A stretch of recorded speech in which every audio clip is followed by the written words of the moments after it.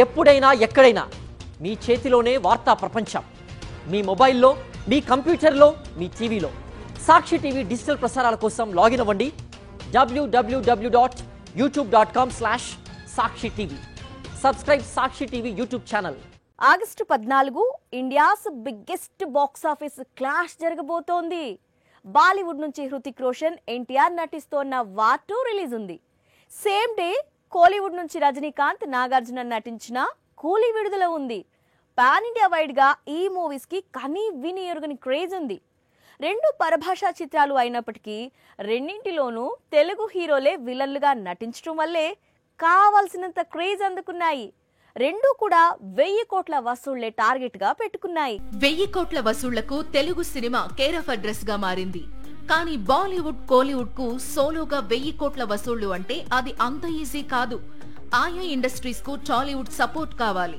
అందుకే తెలుగు హీరోలను విలన్లుగా మార్చి 1000 వాలా పేల్చాలి అనుకుంటున్నారు. బాలీవుడ్ నుంచి వస్తోన్న వార్ 2 మూవీలో హీరోగా హృతిక్ రోషన్ నటిస్తున్నాడు. 5 ఏళ్ల క్రితం వచ్చిన మొదటి భాగం దాదాపు 500 కోట్లు రాబట్టింది. ఇప్పుడు రెండో భాగం 1000 కోట్ల వసూళ్లే లక్ష్యంగా ఆగస్టు 14న రిలీజ్ కు సిద్ధమవుతోంది.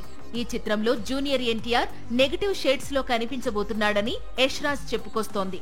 మూవీలో టైగర్ రోల్ టెరిఫిక్ గా ఉండనుందని మేకర్స్ ముందు నుంచి చెబుతున్నారు. ఇక కూలీ సంగతి తెలిసిందే. కోలీవుడ్ కు ఇంతవరకు 1000 కోట్ల వసూళ్లే లేవు.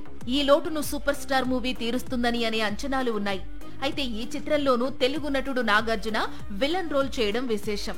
నాగార్జున విలన్ రోల్ చేసి ఉండకపోతే అసలు కూలీ ప్రాజెక్టు లేదని లోకేష్ కనగరాజ్, సూపర్ స్టార్ రజనీకాంత్ ఇప్పటికే చెప్పుకొచ్చారు.